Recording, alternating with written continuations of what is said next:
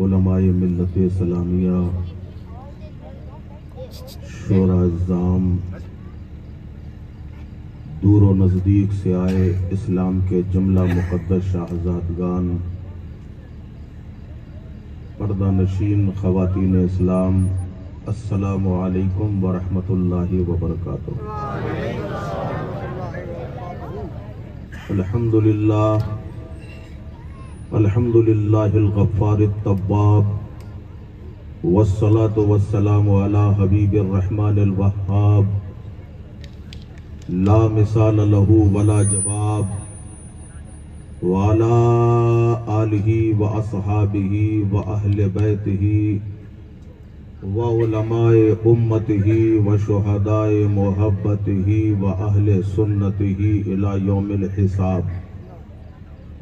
अम्मा बअद, फ़अऊज़ु बिल्लाहि मिनश शैतानिर रजीम, बिफ़ज़्लि बिस्मिल्लाहिर रहमानिर रहीम। अला इन्ना औलिया अल्लाहि ला खौफुन अलैहिम वला हुम यहज़नून। सदक़ल्लाहु मौलानल अज़ीम व सदक़ा रसूलुहुन नबियुल अमीनुल मतीनुल करीम। इन्नल्लाह व मलाइकतहु युसल्लूना अलन नबी या अय्युहल्लज़ीना आमनू सल्लु अलैहि व सल्लिमू तस्लीमा। बुलंद आवाज़ से पढ़िए अल्लाहुम्मा सल्लि अला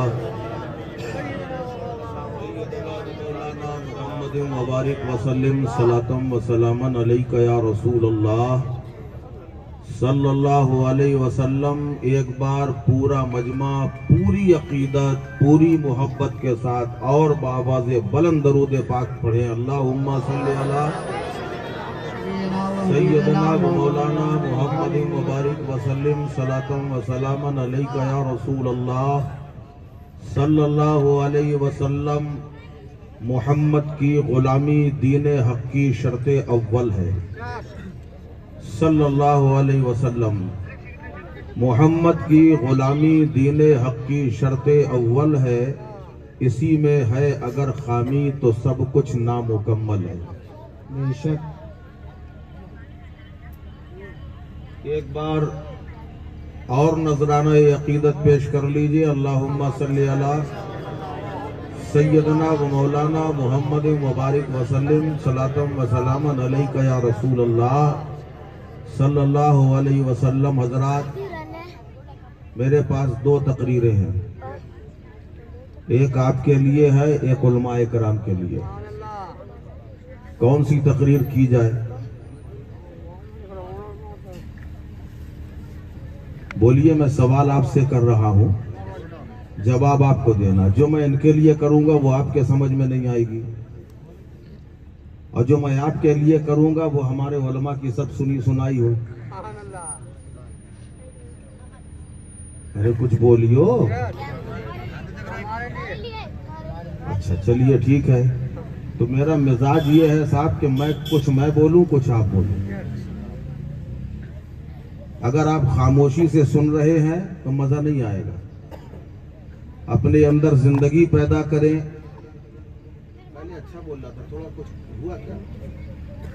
अपने अंदर जिंदगी पैदा करें। यहां आप किसकी महफिल में बैठे? ये तो भाई मालूम है आपको, बता दीजिए किसकी महफिल में बैठे हैं।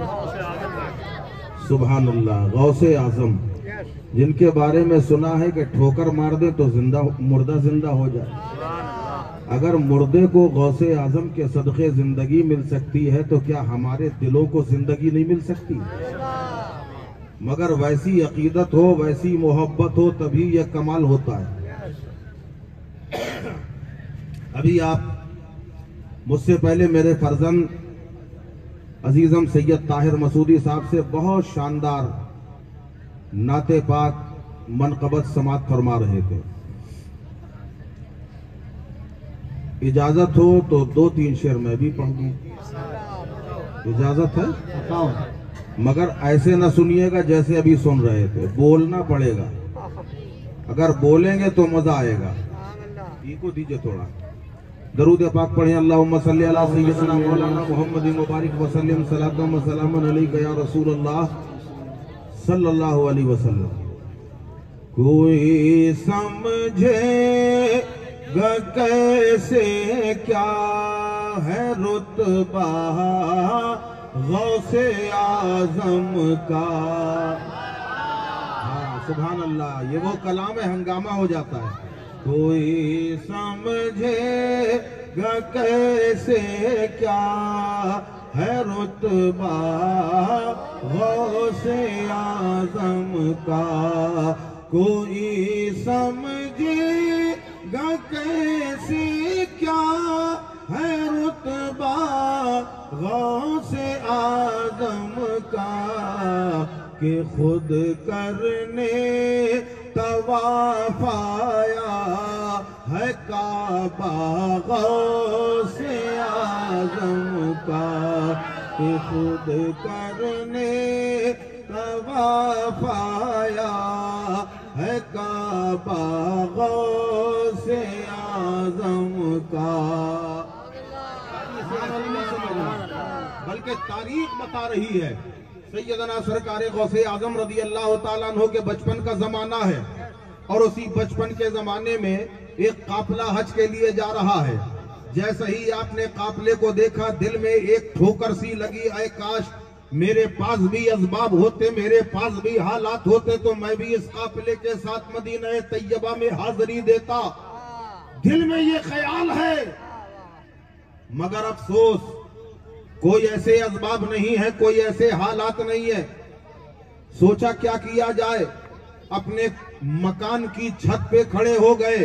काफिला रवा दवा है, काफिला जा रहा है, दिल में ये ख्याल आ रहा है, ए परवरदिगार अगर असबाब नहीं है, अगर हालात ऐसे नहीं है, तो जहां तक ये काफिला नजर आता रहेगा मैं मदीने जाने वाले इन जायरीन की जियारत करता रहूंगा। अभी ये ख्याल करके छत पे चढ़े हैं, काफिला आगे जा रहा है, गौसे आजम की नजर काफिले के गर्दो गुबार पर है। अचानक नजर पड़ती है, एहसास होता है कि गौसे आजम के घर के तरफ कुछ घूम रहा है। जब नजर उठा के देखा तो जिस काबे का तवाफ करने के लिए ये जायर जा रहे हैं, वही काबा गौसे आजम के घर के चक्कर लगा रहा है।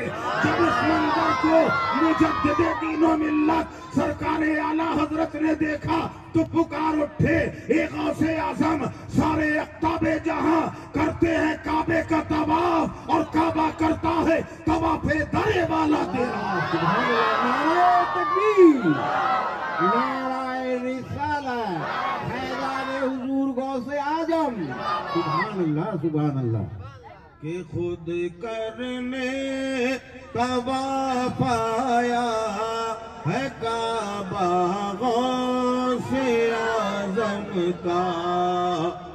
खुदा का हर वली अजमत का एक मीनार है बेशक। समझ में आया आपको? जितने भी अल्लाह के वली हैं सब बुलंदी का मीनार है, अजमत का मीनार है, इसमें कोई शक नहीं। मगर गौसे आजम कौन है?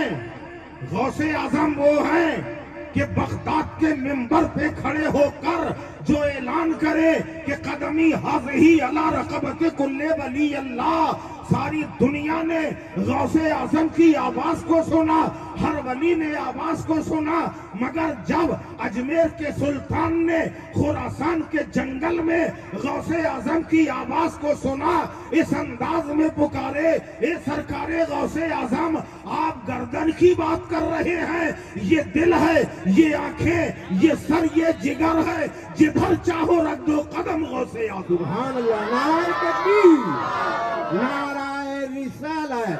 संसार की सुंदर नगरी में वलियन के राजा रहते हैं, उस देश की सजदत क्या कही है जिस देश में ख्वाजा रहते हैं। सुभान अल्लाह।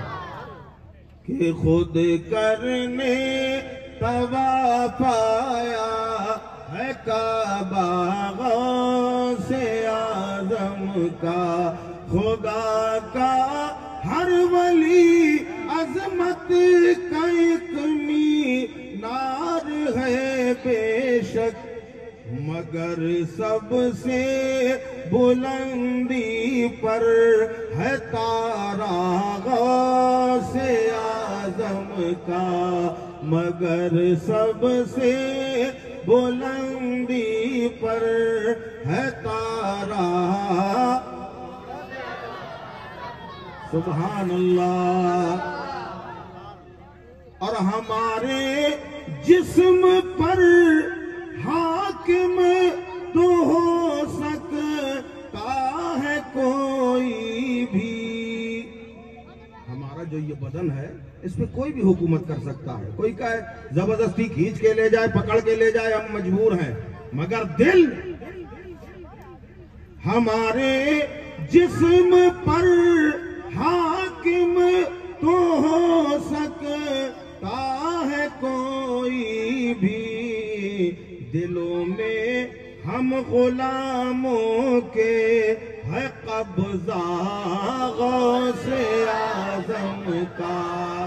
दिलों में हम गुलामों के है कब्जा गौसे आजम का। खुद सरकार गौसे आजम इरशाद फरमाते हैं, अल्लाह ने तमाम इंसानों के दिल मेरी मुट्ठी में दे दिए हैं, जब मैं चाहता हूं तब वो काम करते हैं। आज आप यहाँ आए नहीं, बल्कि गौसे आजम ने आपको बुलाया है। हाँ, गौसे आजम ने बुलाया है। आप घर से चले, फरिश्तों ने नाम लिखना शुरू कर दिया। अब्दुल रहमान गौसे आजम की महफिल में जा रहे हैं, अब्दुल्ला गौसे आजम की महफिल में जा रहे हैं, कामिल मियाँ गौसे आजम की महफिल में जा रहे हैं। आप कितने नसीब वाले के फरिश्तों के रजिस्टर में पहले नाम दर्ज कर दिया कि महफिल गौस में ही आ रहे हैं। कि खुद करने तवा पाया है काबा गौसे आजम का। और जिसे हो ख्वाहिश दौलत इलाही तू अता कर दे। जिसे हो ख्वाहिश दौलत इलाही तू अता कर दे। हमारे वास्ते काफी है सदका गौसे आजम का। गौसे आजम का सदका नहीं चाहिए क्या? तो बोल दो सुभान अल्लाह। हमारे वास्ते काफी है सदका गौसे आजम का। मख्ता मुलाजा फरमाए, सवाले कब्र करने जब नकीरें आएंगे आमिर। नकीरें आएंगे ना, सबकी खबरों में आएंगे, सवाल और जवाब होगा। सवाले कब्र करने जब नकीरें आएंगे आमिर। खड़ा हो जाऊंगा लेकर मैं शिजरा गौसे आजम का। खड़ा हो जाऊंगा लेकर मैं शिजरा। सुभान अल्लाह। अब इसको छेड़िएगा नहीं, चाहे बढ़ा दीजिएगा, घटाइएगा नहीं, कुछ भी मत कीजिएगा। या माशरल मुस्लिमीन व या जमातल हाजिरीन रहमुकुमुल्लाह ताला व रहमुना। अल्लाह ताला की बेशुमार रहमतें बरकतें नाज़िशे कायनात फ़ख्रे मौजूदात अहमद मुस्तफ़ा हुजूर ताजदार दो आलम मोहम्मद मुस्तफ़ा सल्लल्लाहु अलैहि वसल्लम का करम खास हम तमाम हाजिरीन पर साया फिगन हो। आमीन कह लीजिए, आमीन। ये आपके लिए दुआ की जा रही है। आज की ये महफिल पाक सरकार गौसे आजम रज़ी अल्लाह अन्हु से मंसूब है। जिक्र है गौस का, सुनाने वाला आले गौस है। अमिया मुझे वक्त क्या दिया गया, देखो ये भी तो नसीब की बात है। मुझे जब माइक दिया उस वक्त क्या बजा था? सब मिलके बोलो 11। जिक्र 11वीं वाले का और वक्त भी 11। ये आखिर 11वीं वाले कैसे हो गए? गौसे आजम ये 11वीं वाले कैसे हो गए? न 11 तारीख को गौसे आजम की विलादत हुई, न 11 तारीख को गौसे आजम का विसाल हुआ, न इंतकाल 11 को, न पैदाइश 11 को। फिर ये 11वीं वाले कैसे बन गए? सुभान अल्लाह, आपके मुर्शिद भी हाजिर हैं, या पीरजादे भी हाजिर हैं। दीदार करते रहिए, फैज पाते रहिए। आप लोग क्या जाने मुर्शिद क्या है, पीर क्या है। मैं अगर तारीफ में आ जाऊंगा तो फिर ये इसी में पूरी तकरीर हो जाए। बहरहाल आज का जिक्र सरकार गौसे आजम रदियल्लाहु अन्हु से मंसूब है। मैं बता ये रहा था कि 11वीं वाले गौस, न तो 11 को विसाल, न 11 को पैदाइश, फिर 11वीं वाले क्यों मशहूर हो गए गौसे आजम? कभी गौर किया आपने? अभी मैं देखो खाली ये 11 नहीं, अब 11 के बाद 11:15 हो गया, थोड़ी देर के बाद क्या बजेगा? 12 बजता है। अल्हम्दुलिल्लाह सुन्नियों के 12 नहीं बजते, सुन्नी 12 बजा देते। नहीं समझ में आया? 12 के बाद ये घड़ी भी अदद नहीं लेती। एक साहबाए कहने लगे नहीं लेती है, आपकी घड़ियां नहीं लेती, लेकिन एक स्टेशन में घड़ी है, उसमें 13 भी बजता है, 14 भी, 15 भी, 16 भी, 17 भी, 18 भी, 23 तक गिनता चला गया। का और आगे चल। कहने लगा 23 के बाद 23 बज के 1 मिनट, 2 मिनट, 3 मिनट, 59 तक आया, रुक गया। का और आगे चल। का इसके आगे घड़ी नहीं बजाती। का 24 का नहीं, जब 24 बजने का टाइम होता है घड़ी में 00040 लग जाते हैं। गोया इशारा ये दिया जा रहा है कि 24 का अदद इतना खतरनाक है कि घड़ी भी अपने अंदर नहीं लेती, बल्कि जब 24 बजना होता है 0 बन जाता है। इशारा दिया जाता है कि 24 यहाँ भी 0 है और वहां भी 0 रहेंगे। सुभान अल्लाह, हक है। समझ में आ गया ना? इनका टक्कर है। ये अल्लाह के वलियों के कायल नहीं है। अल्हम्दुलिल्लाह हम विलायत के कायल हैं, हम वलियों की विलायत के कायल हैं, उनकी करामत के कायल हैं। सरकार गौसे आजम ने जिसे चाहा उसे बुला लिया, जिसे चाहा उसे दूर कर दिया। गौसे आजम 11वीं वाले पीर के नाम से मशहूर है। वजह क्या है? तो हर 11 को गौसे आजम अल्लाह के नबी अलैहिस्सलातु वस्सलाम की मीलाद मुनक्किद किया करते थे। आज लोगों ने मीलाद की हकीकत को जाना नहीं है। अल मवाहिबुल लदुन्निया किताब के अंदर मौजूद है। सैयदना सिद्दीक़ अकबर रदियल्लाहु अन्हु इरशाद फरमाते हैं, जिसने नबी की महफिल मीलाद में 1 दिरहम खर्च किया, फरमाते हैं उस वक्त तक जन्नत में ना जाऊंगा जब तक उसे अपने साथ ना ले लूंगा। ये है मीलाद मुस्तफा। और आगे आओ, मीलाद मुस्तफा गौसे आजम मनाते हैं, हर 11 को मनाते रहे, तमाम जिंदगी गुजर गई, 11 की मीलाद जारी हो गई। यहाँ तक के मीलाद मुस्तफा 11 के नाम से 11 तारीख को मनाने की वजह से गौसे आजम 11वीं वाले पीर के नाम से मशहूर हो गए। और ऐसे मशहूर हुए कि बाद विसाल भी नबी की मीलाद उसी 11 तारीख को होती रही। एक वक्त वो भी आया जब दुनिया ने देखा कि शाही दरबार से ऐलान किया जा रहा है, खलीफा वक्त की तरफ से ऐलान किया गया कि कल महफिल मीलाद खलीफा के दरबार में मुनक्किद होगी। जब ये ऐलान किया गया, दूर दराज से लोग आ रहे हैं, मगर आने वाले दौलतमंद हैं, आने वाले सरवत वाले हैं, आने वाले जमीनों जायदाद के मालिक हैं, आने वाले वीआईपीज हैं। एक माँ ने अपनी बेटी का हाथ पकड़ा और कहा, बेटी क्या तूने ऐलान सुना है कि खलीफा बगदाद के घर में नबी की मीलाद होने वाली है, कल मीलाद होना है, इंतजार कर, कल जब वक्त आएगा हम भी मीलाद मुस्तफा सुनने के लिए चलेंगे। बेटी तैयार है। दूसरा दिन आ गया, माँ ने बेटी से कहा, बेटी भी वजू कर ले, खुद भी वजू किया, बेटी को वजू कराया, मीलाद सुनने के उसूल बता दिए कि देखो देखो अगर मीलाद सुनना है तो बावजू सुनो और मीलाद बयान करना है तो बावजू मीलाद बयान करो।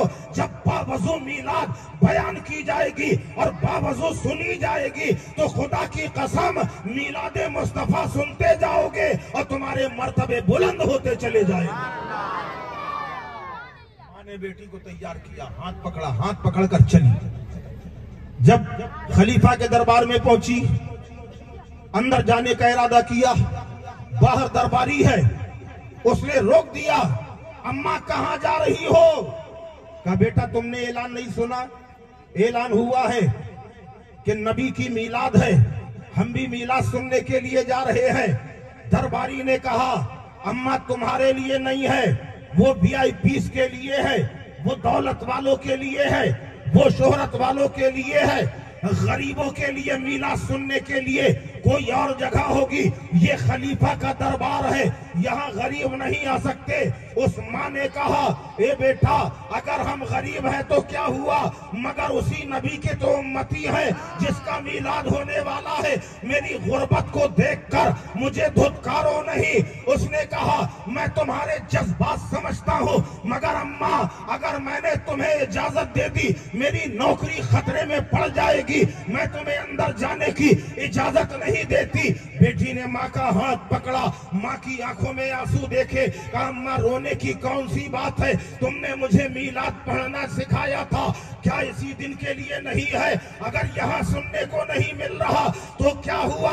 आओ आओ मेरे साथ घर चलो, मैं मीलाद सुनाऊंगी, तुम मीलाद सुनना, मैं जिक्र नबी करूंगी, तुम जिक्र नबी सुनना। बेटी हाथ पकड़कर माँ को घर लेके आती है, बावजू होकर बेटी मीलाद सुना रही है, माँ मीलाद सुन रही है। कुछ देर के बाद माँ ने कहा बेटा तू थक गई होगी, चल अब ऐसा कर मैं मीलाद सुनाऊंगी, तू मीलाद सुन, पहले ताजा वजू कर लिया जाए, जा लोटे में पानी ले आ। जवान बेटी लोटे में पानी लेने जैसे ही सहन में जाती है चीख मार देती है। उसकी आवाज सुनकर हैरत में पड़ गई माँ कि जवान बेटी है, किसी ने छेड़खानी तो नहीं की है, कोई मूसी जानवर तो नहीं आ गया, किसी सांप ने तो नहीं डस लिया गया। आवाज लगाई बेटा क्या हुआ? बेटी ने कहा अम्मा बाहर आके खुद देख लो। जब माँ बाहर आती है तो देख रही है जो गौसे आजम दुनिया से बज़ाहिर पर्दा फरमा चुके हैं, वो गौसे आजम उस ज़ईफ़ा की दहलीज को अपने होठों से चूम रहे हैं, वहां मौजूद है। जब ये मंजर देखा उस ज़ईफ़ा ने कहा ए मेरे सरकार, ए मेरे मुर्शिद, आपका विसाल हो चुका है, मुझ गरीब की चौखट आप क्यों चूम रहे हैं? तो गौसे आजम फरमाते हैं कि सरकार की मीलाद खलीफा के घर में हो रही थी, नबी वहां जा रहे थे, मगर जब तुझे वापस किया गया है तो नबी तेरे पीछे पीछे आए हैं। तेरे घर में मीलाद तेरी बेटी पढ़ रही थी और नबी सुनने के लिए आए थे। जहां जहां नबी ने कदम रखा है अब्दुल कादिर कब्र से आकर उस जगह को बोसा दे रहा।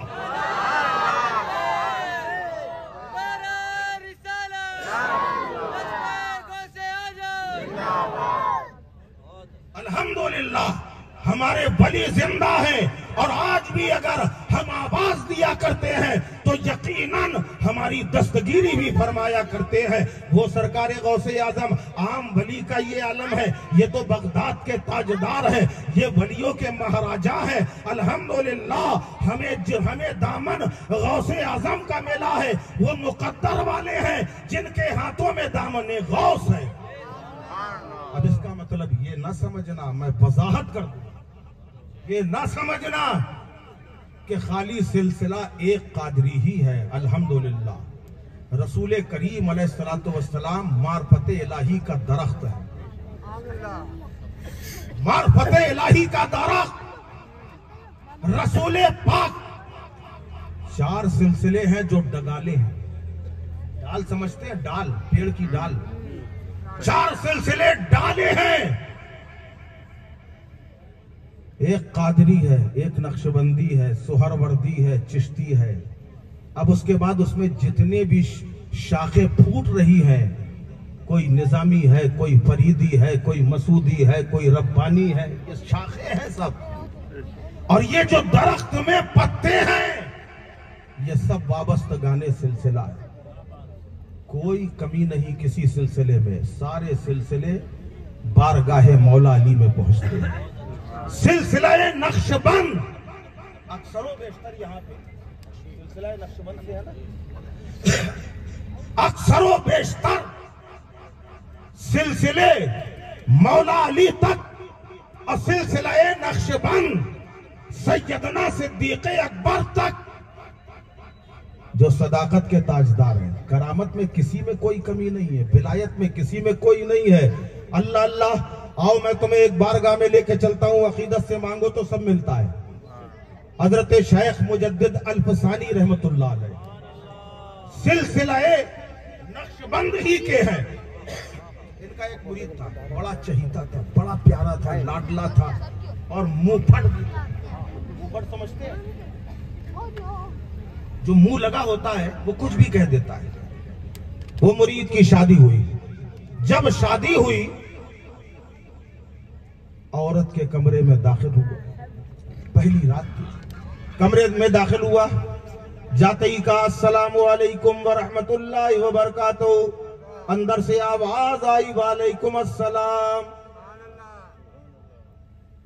किससे किससे बातें हो रही? हमसे कहा गया था कि ये बहुत सीधे साधे लोग हैं, इनको समझाना बड़ा मुश्किल काम है, आप बिल्कुल आम फहम लहजे में सबको समझाइएगा। इसलिए मैं आपसे पूछ रहा हूं, किन लोगों में बातें हुई? हाँ, दूल्हा दुल्हन में, मियां बीबी में। शौहर ने अंदर आके कहा अस्सलामु अलैकुम व रहमतुल्लाहि व बरकातहू। बीवी ने कहा वालेकुम अस्सलाम। अब बात भी तो कुछ करना पड़ेगी ना, बातों का सिलसिला, बाकी सब बात की बात है, पहले बातों का सिलसिला जारी होना चाहिए। अब मियां साहब आए कहने कुछ पढ़े बड़े हो, अपनी बीवी से, नई नई बीवी से कहा कुछ पढ़े बड़े हो? उसने कहा अल्हम्दुलिल्लाह हाफिज़े कुरान हूं। सब मिलके बोलो यार। बीवी ने कहा अल्हम्दुलिल्लाह हाफिज़े कुरान हूं। अब बीवी ने कहा आप कुछ पढ़े हो?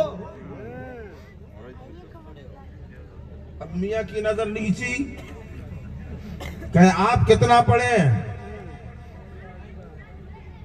चुप।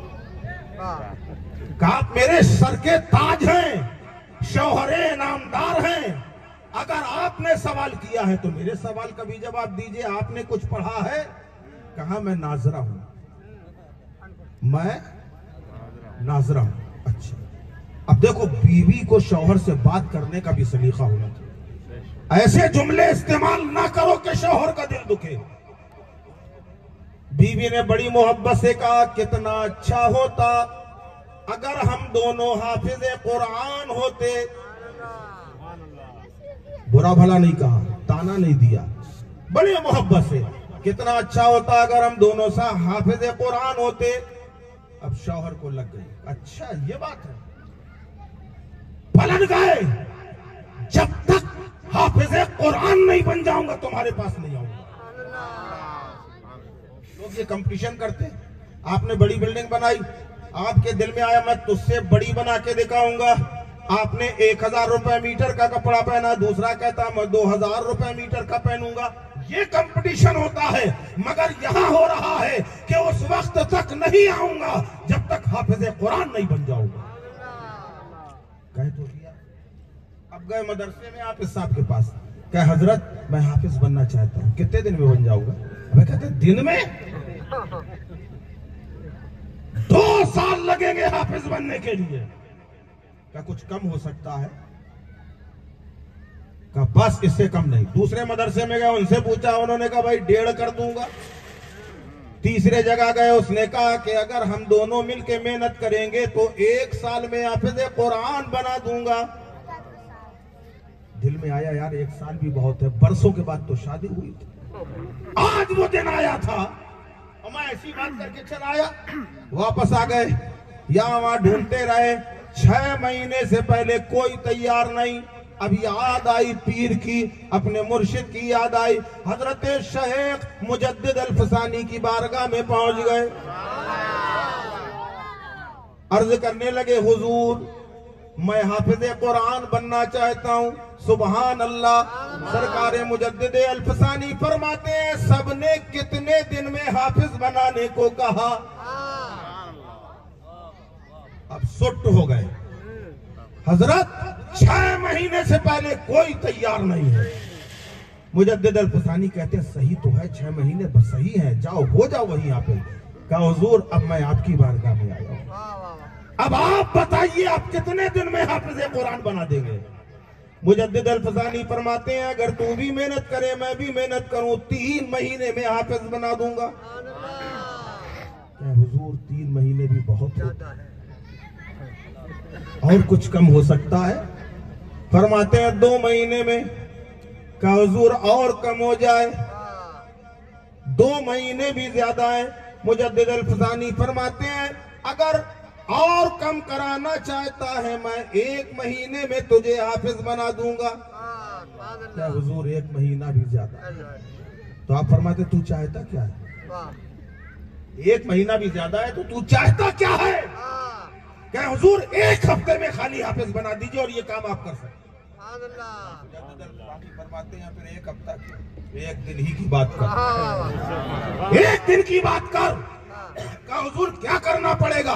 का बस कल नमाज़े फजर मेरे बाईं जाने पहली सफ में बैठ के पढ़ ले। सुभान अल्लाह। क्या ठीक है? 1 रात ही की बात थी, सारी रात करवटों में गुजारती है, रात भर जागता रहा। फजर के पहले, अजान से पहले बाईं जाने बाके बैठ गया। अजान हुई, इमाम आया, मुक्तदी आए, मुजद्दिद अल्फसानी ने नमाज पढ़ाई, और जब सलाम फेरा है, तारीख बताती है कि जब दाहिनी तरफ सलाम फेरा है तो जितने थे सब आलिमे दीन बन गए, और बाईं तरफ सलाम फेरा तो सब हाफिज कुरान। सुभान अल्लाह। नाराए तकबीर, नाराए रिसालत, हक प्यारा दे औलिया। सुभान अल्लाह।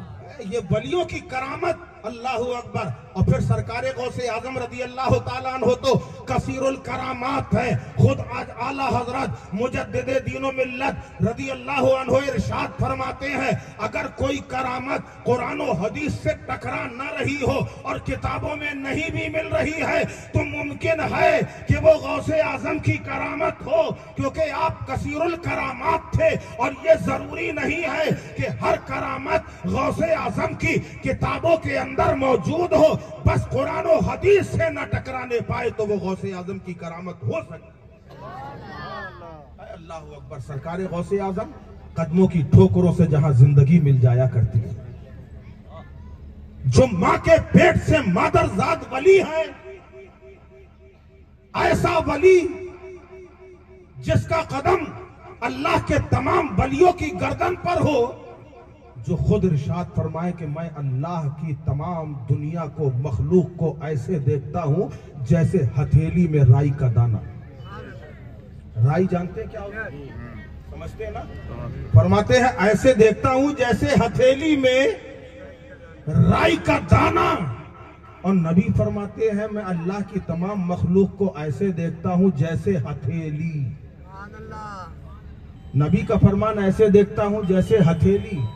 और गौसे आजम फरमा रहे हैं, ऐसे देखता हूं जैसे हथेली में राई का दाना। इसका मतलब कभी समझ में आया?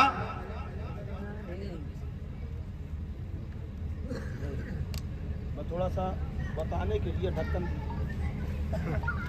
खाली आपको समझा रहा हूं। नबी फरमा रहे हैं, मैं सारी दुनिया को ऐसे देखता हूं। तमामी हजरात, अल्लाह के नबी फरमाते हैं सल्लल्लाहु अलैहि वसल्लम, मैं अल्लाह की तमाम मखलूक को ऐसे देखता हूं जैसे हथेली में हथेली। और गौसे आजम फरमाते हैं, ऐसे देखता हूं जैसे हथेली में राई का दाना। अब मैं मिसाल के तौर पे समझा रहा हूं। ये हथेली नजर आ रही कि नहीं आपको? दिख रही ना? अब ये मैंने रख दिया राई का दाना, ये बोतल का ढक्कन है। अब आपको क्या दिख रहा है?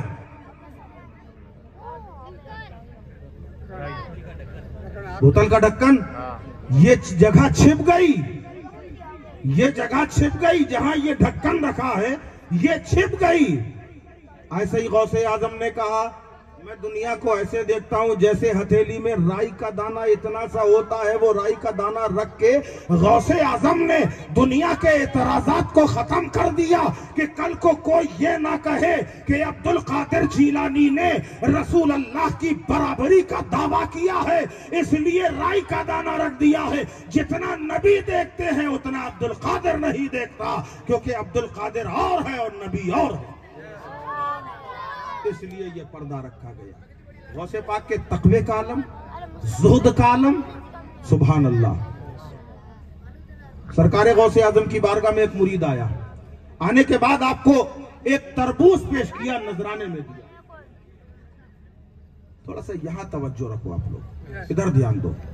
गौसे आजम की बारगाह में एक मुरीद आया, उसने एक तरबूज तोहफा पेश किया। गौसे पाक ने फरमाया ये अलमारी में रख दो सामने। अलमारी में रख दिया गया। जब अलमारी में रख दिया गया तरबूज, एक दिन गुजर गया, 2 दिन, 3 दिन गुजर गए। 3 दिन के बाद वही मुरीद आया। जैसे ही गौसे पाक से मिलने आया, उसने देखा जो तरबूज जहां रखा था उसी जगह पे रखा हुआ। उसे बड़ा अफसोस हुआ। गौसे पाक से अर्ज करने लगा, सरकार आपको क्या मेरी कमाई पे शक था? ये बिल्कुल जायज और हलाल कमाई से खरीद के मैं आपकी बारगाह में लाया था, फिर आपने क्यों नहीं खाया?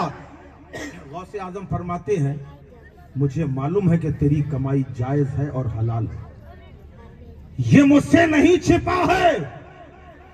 का सरकार फिर खाया क्यों नहीं?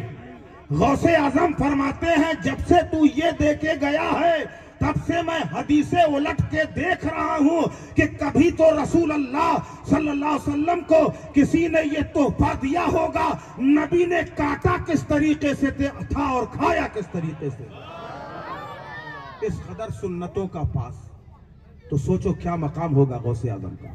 और फिर सरकार गौसे आजम रदी अल्लाह तआला अन्हु मादर जात बली है, माँ के पेट से बली है, माँ के पेट से बली है। बारगाह गौसे आजम में एक शख्स आया, खानका में सरकार गौसे पाक बैठे हुए हैं। आने के बाद उसने कहा, अस्सलामु अलैकुम। गौसे आजम ने फरमाया, वालेकुम अस्सलाम, वालेकुम अस्सलाम। उसने सलाम कितनी बार किया? 1 बार किया। और गौसे आजम ने जवाब 2 बार दिया। आपसे अगर आप ऐसा करेंगे, आपने हमको 1 बार सलाम किया, हम 2 बार जवाब दे, आप भी हैरत में पड़ जाएंगे, ये 2 बार क्यों जवाब दिया गया? गौसे आजम सोचने का, अस्सलामु अलैकुम। गौसे आजम ने फरमाया, वालेकुम अस्सलाम, वालेकुम अस्सलाम। अब उसने सवाल कर दिया, सरकार सलाम तो मैंने 1 बार किया है, जवाब 2 बार क्यों दिए हैं? तो गौसे आजम फरमाते हैं, सुन, एक मर्तबा एक ऐसा मौका था कि मैं अपने माँ के पेट में था और तू वहां से गुजरा है, तूने सलाम किया है, एक जवाब वो है और एक जवाब अब का है जो तूने सलाम किया। सोचो जरा, वो है गौसे आजम, मादर जात वली है, माँ के पेट से वली है। जब गौसे पाक की उम्र 4 साल 4 महीने 4 दिन की हुई, 4 साल 4 महीने 4 दिन की हुई, वालिदा माजिदा ने उस्ताद के हवाले किया। कहने लगी, उस्ताद मोहतरम इस बच्चे को पढ़ा दीजिए, इल्म दीन सिखा दीजिए। गौसे पाक का सिपारा पेश किया गया, पढ़ना शुरू किया, पढ़ना शुरू किया गया। अलिफ बे ते से, या अगर मारूफ में आ जाओ तो अलिफ बा ता सा कह लो। बहरहाल हम मजहूल वाली बात कर रहे हैं। अलिफ बे ते से पढ़ाया गया, ये तक पढ़ा दिया गया, ये तक पढ़ा दिया। जैसे ही गौसे आजम को पढ़ाया, आपने उसको सुना दिया सबक, एक ही बार में सबक सुना दिया। उस्ताद से कहने लगे, हुजूर आगे का सबक दे दीजिए। उस्ताद ने कहा, पढ़ो अलिफ ज़बरा बे ज़बर बा ते ज़बर था। गौस पाक कहने लगे, ये तो वही है जो मैं पढ़ चुका हूं, खाली आपने जबर लगाया, अभी आप जेर लगा देंगे, पेश लगा देंगे, हमें ये के आगे आगे बताइए क्या है। उस्ताद ने कहा, बेटा ये के आगे यही है, मैंने जितने हाफिज बनाए, आलिम बनाए, सबको ये के आगे यही पढ़ाया। क्या सबको पढ़ाया? हुजूर मुझे बताइए ये के आगे क्या होता है। कहा, ये के आगे अलिफ ज़बरा बे ज़बर बा। कहा, नहीं, ये तो फिर से रिपीट कर दिया। ये के आगे क्या होता है। उस्ताद बड़े चक्कर में पड़ गए, कहने लगे बेटा मुझे ये के आगे यही आता, अगर तुम्हें ये के आगे कुछ और आता है तो तुम ही बता दो। क्या हुजूर खता माफ हो? कहा माफ कर दिया। अल्लाहु अकबर। 4 साल 4 महीने 4 दिन की उम्र में गौसे आजम ने उस्ताद के सर पे हाथ रखा और कहा उस्ताद मोहतरम जरा नजर उठा के आसमान की तरफ देखिए। उस्ताद ने जैसे ही नजर उठाई, उस्ताद फरमाते हैं मैंने देखा अर्श आसमान से लेकर अब्दुल कादिर के सर तक नूर ही नूर जगमगा रहा था। और गौसे आजम फरमा रहे थे उस्ताद मोहतरम ये के आगे ये हुआ करता है। अल्लाह अकबर। सरकार गौसे आजम की शानो फजीलत क्या कहना, जिन्होंने ठोकर में मुर्दों को जिंदगी दे दी। तारीख बताती है बारगाह गौसियत माब में बचपने का आलम है। सरकार गौसे पाक बच्चों के साथ खेल रहे हैं, खाली खेल में लगे हुए हैं, मगर खेल निराला है। दुनिया में बच्चे खेला करते हैं, कोई गिल्ली डंडा खेलता है, कोई क्रिकेट खेलता है, कोई हॉकी, कोई फुटबॉल, मगर गौसे आजम का खेल निराला। 10-12 बच्चों को इकट्ठा कर लिया और उन्हें समझा दिया जब मैं कहूं मर जाओ सारे बच्चे लेट जाना, सांस रोक लेना। ये तो खेल आप भी खेल सकते हैं ना। बच्चों को साध लिया, उन्हें समझा दिया कि देखो जैसा मैं कहूं वैसा करना। गौस पाक ने भी 10-12 बच्चे इकट्ठा किए, कहा जब कहूं मर जाओ सब लेट जाना, सांस रोक लेना। जब मैं कहूं कुम बिइज़्निल्लाह सब उठ के खड़े हो जाना। समझ में आ रहा है ना? बिल्कुल समझा के रखा था। सब सधे हुए बच्चे थे।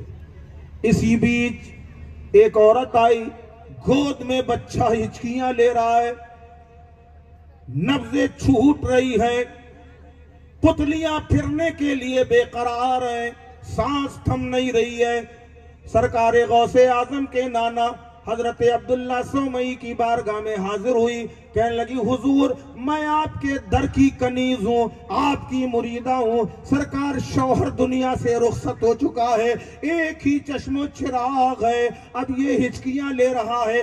डॉक्टरों ने जवाब दे दिया, हुक्मा ने जवाब दे दिया, अतिब्बा ने जवाब दे दिया। सरकार आपकी बारगाह में आई हूँ, इसकी जिंदगी सलामत रहे, दुआ फरमा दीजिए।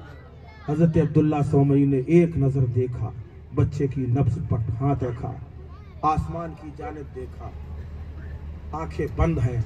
उसके बाद नीचे सर करके आपने फरमाया माई मैंने अर्शे आजम तक देख लिया, मैंने लौहे महफूज तक देख लिया, तेरे बच्चे के मुकद्दर में एक भी सांस बाकी नहीं। मां ने जैसे ही बच्चे पे नजर डाली, बच्चे की रूह निकल चुकी थी, अफसरदा हो गई, आंखें डबडबा आई, वापस जाने लगी। बाहर देखा एक पादरी खड़ा, रोता हुआ गिड़गिड़ाता हुआ देखा। उसने पूछा माई कहां से आ रही है? कहा अपने पीर के दरबार में गई थी। कहा तू पहली औरत है, ये वो दरबार है जहां लोग रोते हुए आते हैं, हंसते हुए जाते हैं, खाली दामन लाते हैं, मुरादे भर के जाते हैं, तू रो क्यों रही है? कहने लगी देख नहीं रहे बच्चा जिंदा लेके आई थी, सरकार से दुआ के लिए लाई थी, मगर उन्होंने देख कर कहा इसके मुकद्दर में एक सांस भी नहीं है। अब जब देखती हूँ बच्चे की रूह निकल चुकी है, एक भी सांस बाकी नहीं है, अपने बच्चे का लाशा लेके जा रही हूँ, आंसू ना बहाऊं तो क्या करूं, अब इसकी जिंदगी के आसार बाकी नहीं है। उस पादरी ने कहा एक रास्ता बताऊं, अगर तुझसे हो सके तो कर ले। उसने कहा क्या रास्ता है? क्या वो देख सामने मैदान में एक बच्चा खेल रहा है, जिसका खेल निराला है, बच्चों को साथ के रखा है, बच्चों से कह के रखा है जब मैं कहूं मर जाओ सब लेट जाना, और जब ये कहता है कुम बिइज़्निल्लाह सब बच्चे उठ के खड़े हो जाते हैं, जब मरने को कहे अपने बच्चे को लिटा देना, डूबते के लिए तिनके का सहारा काफी होता है। वो मां जा रही है, उम्मीदों के चिराग रोशन है, तमन्नाओं के गुल फिर से हरे भरे हो रहे हैं, जाकर आड़ में खड़ी हो जाती है और जैसे ही गौसे पाक ने कहा मर जाओ, सारे बच्चे लेट गए। उसी मौका देखकर उसने अपने बच्चे को भी आगे बढ़ा दिया, उसी सब में लेटा दिया। पेड़ की आड़ में खड़ी हुई है। गौसे आजम यहां से वहां तक गए, वापस पलट के आए और आके आपने फरमाया कुम बेज़निल्लाह, जितने बच्चे सधे थे वो सब उठकर खड़े हो गए। एक बच्चा जो मुर्दा था वैसे ही पड़ा रहा। आपने फरमाया सब उठ गए, ये क्यों नहीं उठा? आपने फिर कहा कि कुम बेज़निल्लाह, अल्लाह के हुक्म से उठ जा। ना उठा। तब गौसे आजम को जलाला गया, कदमों की ठोकर मारी और कहा कुम बेज़नी, मेरे हुक्म से खड़ा हो जा। अल्लाह अकबर इतना कहना था कि वो मुर्दा जिंदा होकर बैठ गया।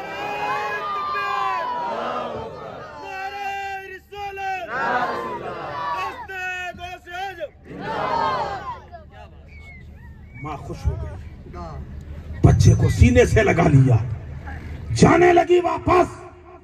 वही पादरी मिल गया, पूछा क्या हुआ, क्या हुआ?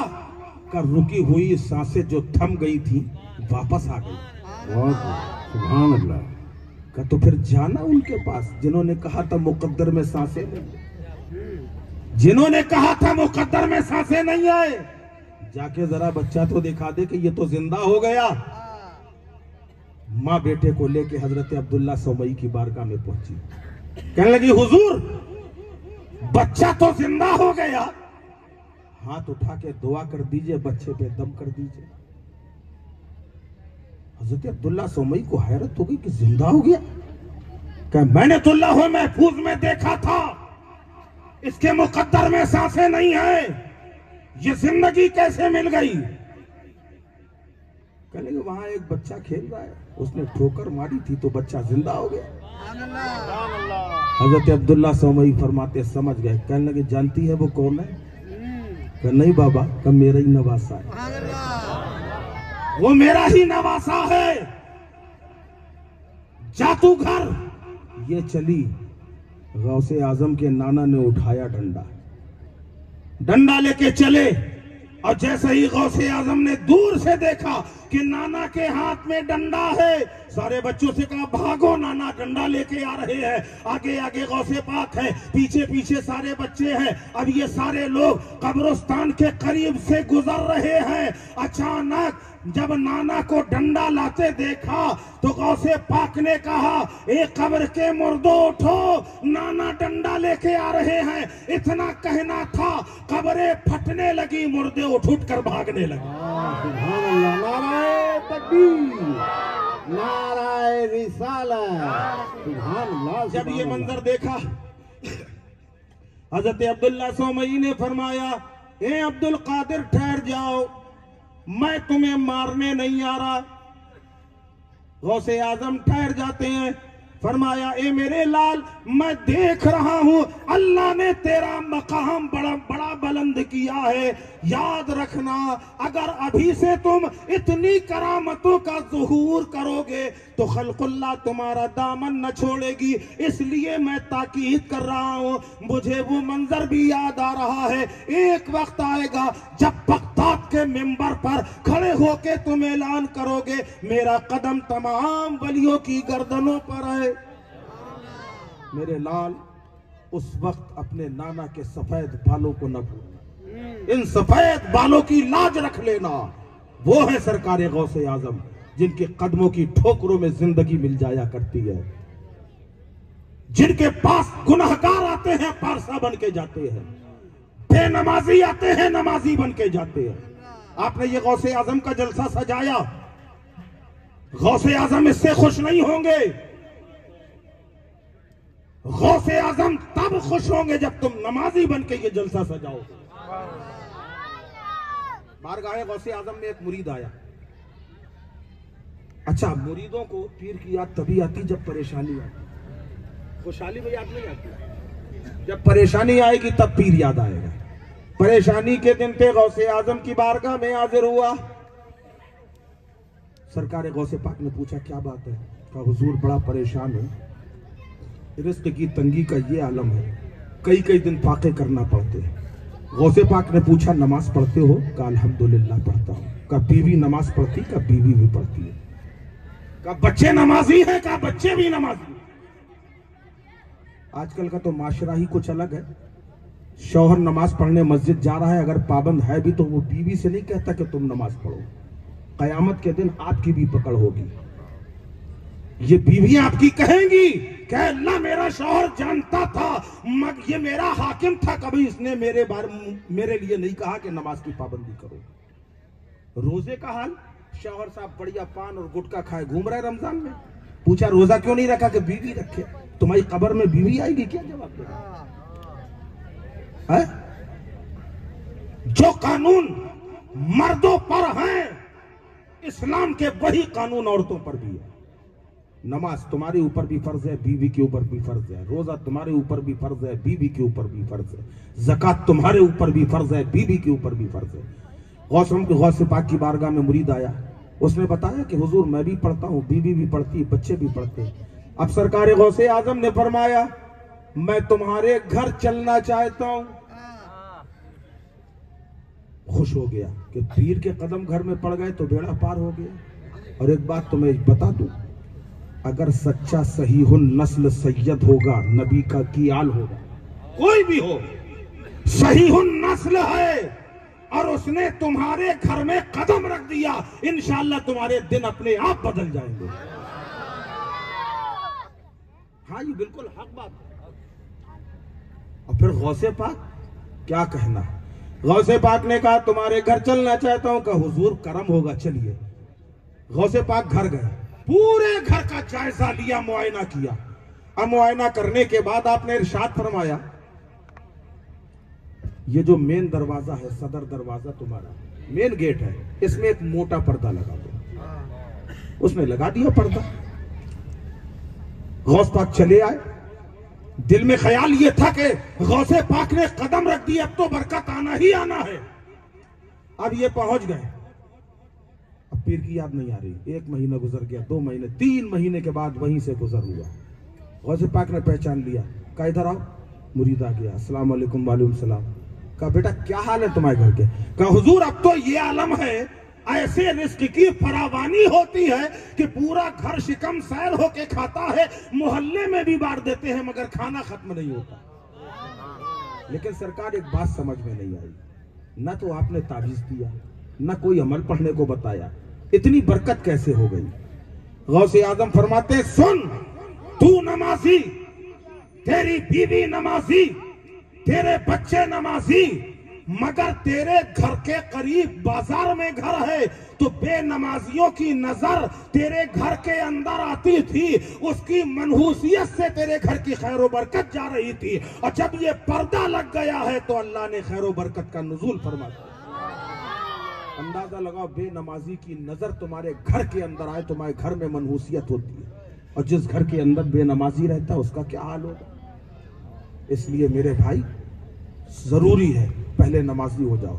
आज अगर गौसे पाक की महफिल में आए हो तो ये तय करके जाओ कि इंशाअल्लाह हम गौसे आजम के नक्शे कदम पे चलेंगे और नमाज की पाबंदी करेंगे, क्योंकि ये वही नमाज है। कयामत में जब सवाल होगा आपसे ये नहीं पूछा जाएगा गौस की महफिल करते थे कि नहीं, ये नहीं कहा जाएगा गौस की 11वीं मनाते थे कि नहीं, ख्वाजा की छठी करते थे कि नहीं, ये पूछा जाएगा नमाज पूरी है कि नहीं।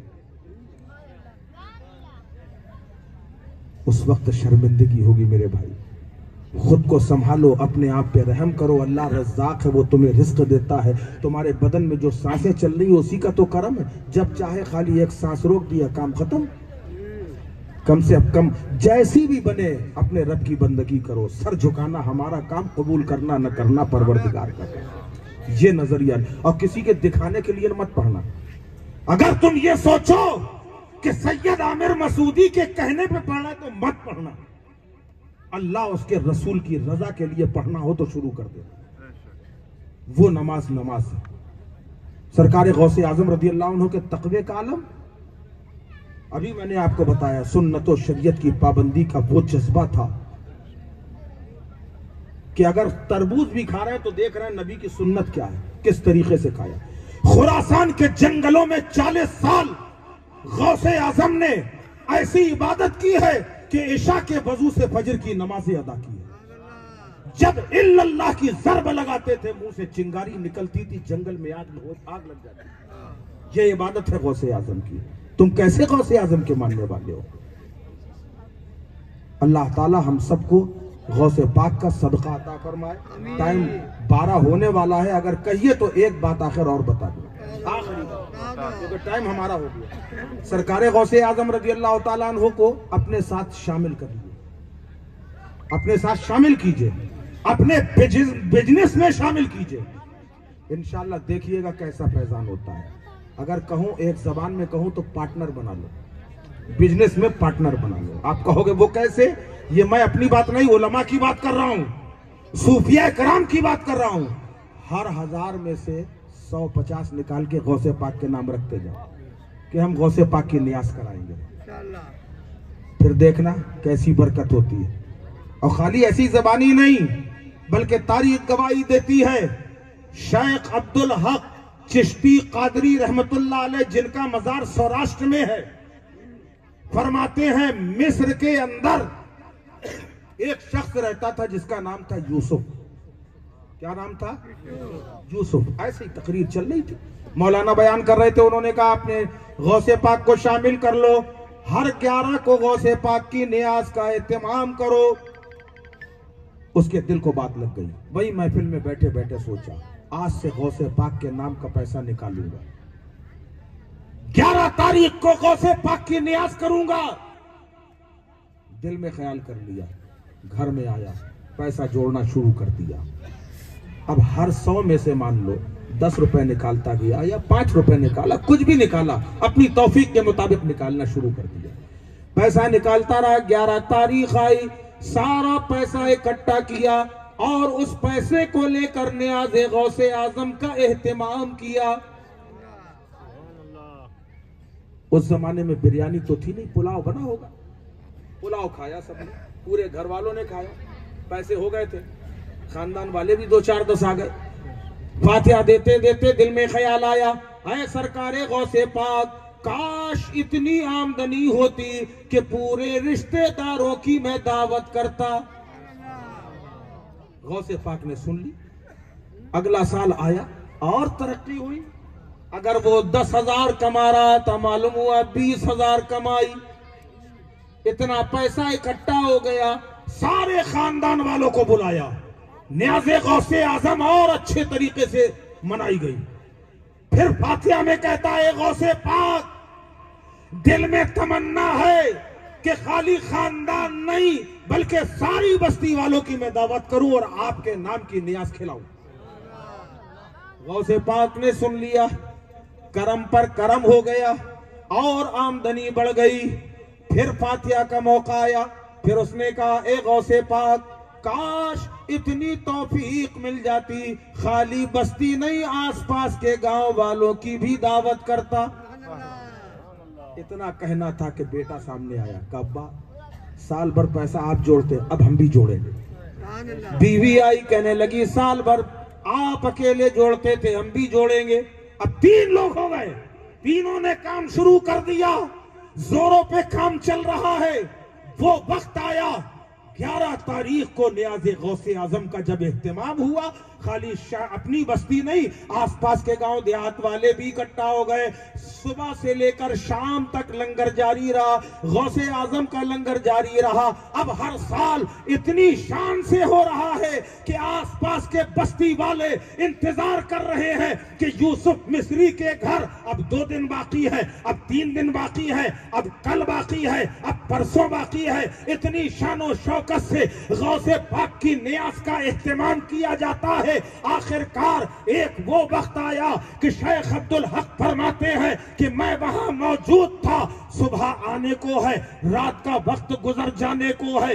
उसकी यूसुफ मिस्री की हालत बिगड़ती है, तबीयत नासाज होती है। उसने अपने लखते जिगर को बुलाया, बड़े बेटे का हाथ पकड़ा और कहा ए मेरे लाल, आज तक मैं गौसे पाक की नियाज बड़े एहतराम के साथ, बड़े तुस्को एहतशाम के साथ मनाता रहा। ए मेरे लाल सुन, आज ऐसा लगता है कि जिंदगी साथ दे या ना दे, हालात अच्छे नहीं है, जिस्म अच्छा नहीं है, तबीयत खराब है, ऐसा लगता है कि कहीं ऐसा ना हो कि सुबह होने से पहले, नियाज़े गौसे आजम से पहले कहीं मेरी रूह ना निकल जाए। ए मेरे लाल, अगर ऐसा हो जाए तो सुन मेरी वसीयत सुन ले, अगर मेरी रूह निकल जाए तो किसी को बताना नहीं, एक कमरे में मेरा लाशा रख देना, बाहर से ताला लगा देना, हर आने वाले को खाना खिलाते रहना। जब सारे लोग खा के चले जाए, अगर कोई पूछ ले, न घर वालों को बताना न बाहर वालों को बताना, अगर कोई पूछे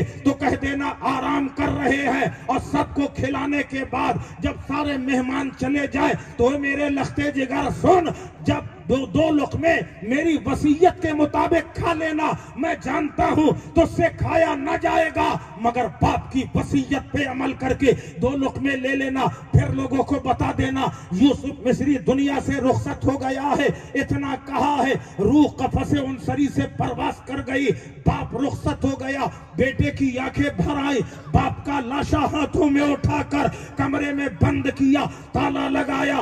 सुबह का वक्त होता है, नमाज़े फज्र अदा करने के बाद वही लखते जिगर नियाज़े गौसे आजम मनाता है, तैयार फाथा देता है, आने वालों का तांता बंधा हुआ है। सुबह से लोग आ रहे हैं, जोहर का वक्त हो गया, जोहर से आ रहे हैं, असर का वक्त हो गया, सारे लोग रुखसत हो गए। आखिर में बेटे ने बाप की वसीयत के मुताबिक 2 चंद लुक़मे अपनी प्लेट में लिए हैं। पहला लुक़मा उठाया है, दरवाजे में दस्तक हुई, खाना सामने रख दिया, पूछा कौन है, कहा बेटा फकीर हूं, खाना खाने आया हूं, गौस की नियाज खाने आया हूं। दरवाजे पर अपना खाना लेकर पहुंच जाता है कि ये लो बाबा इसे खा लो।